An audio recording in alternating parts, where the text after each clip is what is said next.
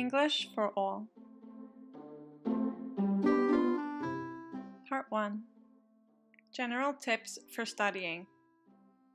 Are you taking the ECCE this month?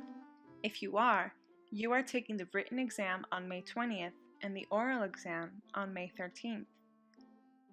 If you've already started studying, I have a 5-part video series dedicated to helping you get through these last couple of weeks. Tip number 1. Get serious and make a plan.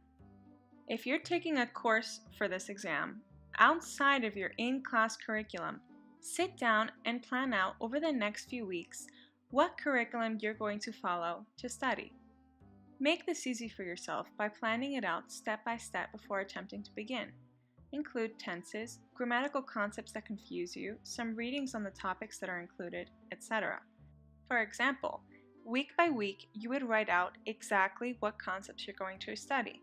For example, you can say, on the week of May 1st, I'm going to study all of the tenses, I'm going to do 2 worksheets, and I'm going to review pages 5 through 10 of the textbook, for example. Do this for every day of all the remaining time you have, and you will feel better and more organized and have an easier time studying. Tip number 2. Practice, practice, practice. With that being said, you don't want to overdo studying grammar, vocabulary, and concepts.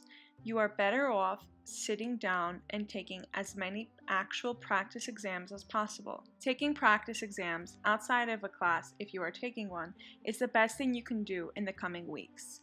There are exams on the internet and other practice videos all over YouTube, but the important part is understanding your mistakes.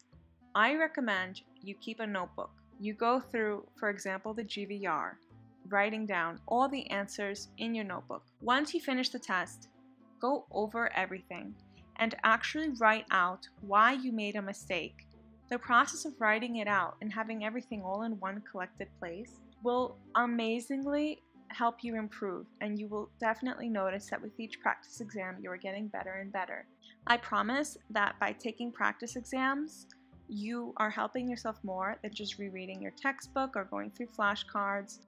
Tip number 3. Be rested. Obviously, this is a very long exam. The GVR is 90 minutes long, the writing is 30 minutes, the listening is about another half hour.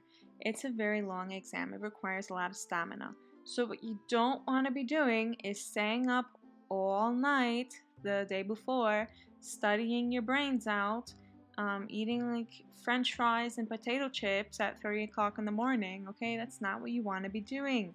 You want to be going to bed early. You want to wake up at a good time, not an hour before your exam. You want to wake up about 3 hours before your exam. It gives you enough time to hydrate, to eat a good breakfast, to wake up, and to get a little energized. Go for a little jog. Wake your brain up. You absolutely have to take care of your actual body first before you can expect your brain to actually go through the process of taking a 3-hour plus exam. Okay, tip number 4, focus.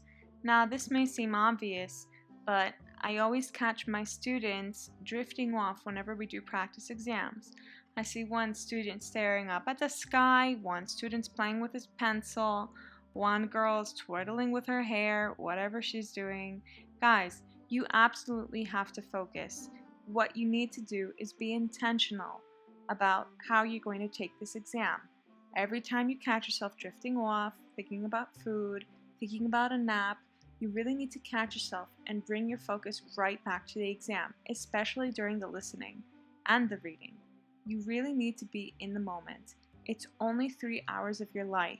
You have your whole life to take naps, your whole life to see your friends, whatever video game you're looking forward to playing later. But it's only 3 hours that you're going to take the lower and actually get your competency in English certification. Okay, you need to really take this seriously. And besides, the test was honestly 160 euros. At least in my country, it was 160 euros. You really, I tell my students all the time, because my country, which I won't exactly say which one it is right now, but it's famous for having an economic crisis. And I tell my students, your parents paid a lot of money for you to take this exam.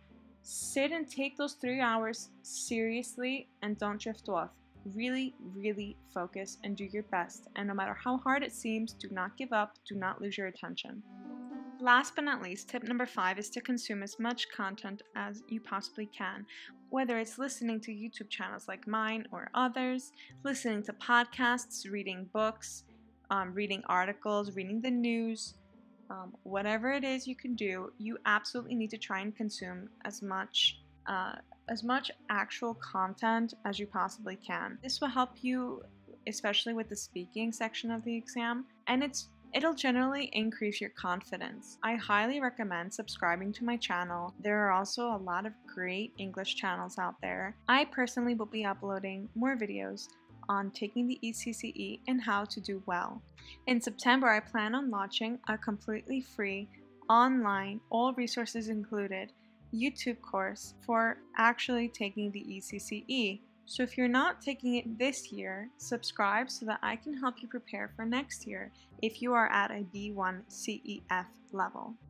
Alright, thank you for listening. Like, subscribe, leave a comment if you wish. Catch the next part of this series, which will be on the speaking part of the ECCE, which will occur on May 13th. Happy studying!